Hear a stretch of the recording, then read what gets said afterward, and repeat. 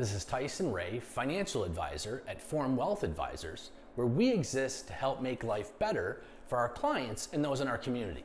This is up or down for March, and for those of you that haven't been paying attention, March was down.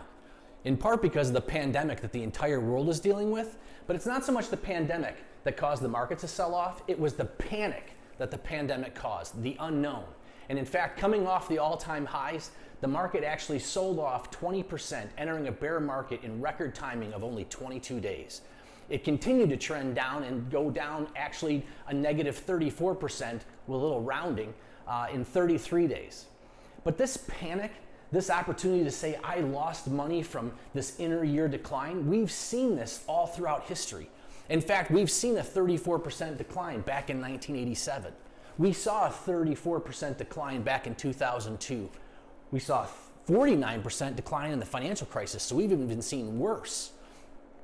The point is that we've had opportunities every calendar year for someone to come and say, from this point to this point, I've lost money. And what I would tell you is you will only lose money to the extent that you sell in those downturns.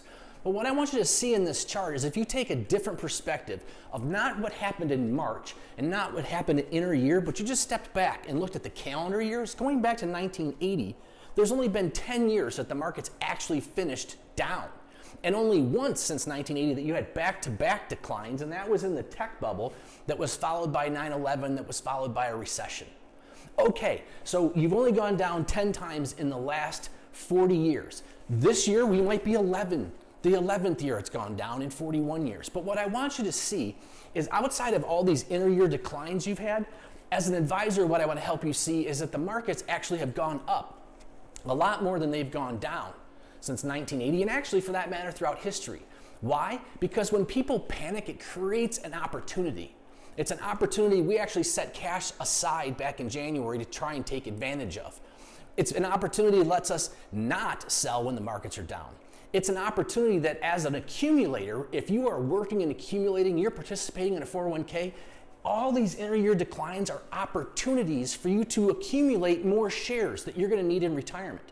And then in retirement, when you're no longer able to accumulate shares, you do not sell when these markets are down. You do not panic with everybody. You hold on to your shares and try and make sure you're selling your shares when the market's on an upswing. When the market's having a good year, you actually want to sell some of those shares to fund retirement and those needs. So going forward, what I want to help you understand is our take on the coronavirus is this. We think it's going to get worse before it gets better. We agree with some of the healthcare professionals. We think the market's already pricing that in. We think sheltering in place is probably going to be here maybe through the summer. And if they pull it back, you can fully expect we're going to need to be practicing social distancing, washing our hands. We might even be having to wear masks, or it might be recommended we're wearing masks because it seems to have some benefits on the other side of the world. And we're hoping to have self-testing by the end of the year, which will make a big difference as far as how we're going to be able to restart this economy and go back to work. So what does that mean for the markets? Well, we believe that it's going to basically get worse before it gets better. We might have put in the low, but we think the market's got a lot to digest here because it's an unknown. We think you need to shelter in place, which means leave your investments in the same place they were. Shelter them from all this panic. We think you might want to continue to practice social distancing. If someone you know has already liquidated their investments and panicked out of the market, stay away from them because they may influence you. We believe you might want to wear a mask to cover your eyes when you're looking at your statements or watching the media get all excited about this inter-year decline that we're going through.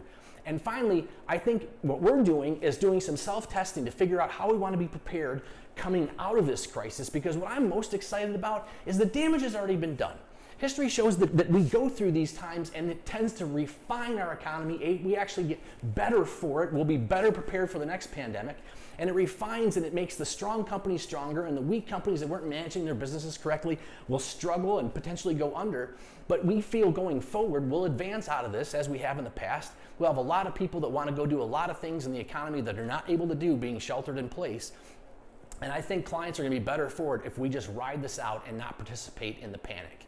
And so with that, this is Tyson Ray, financial advisor at Forum Wealth Advisors, where we exist to help make life better for our clients and those in our community. Until next time.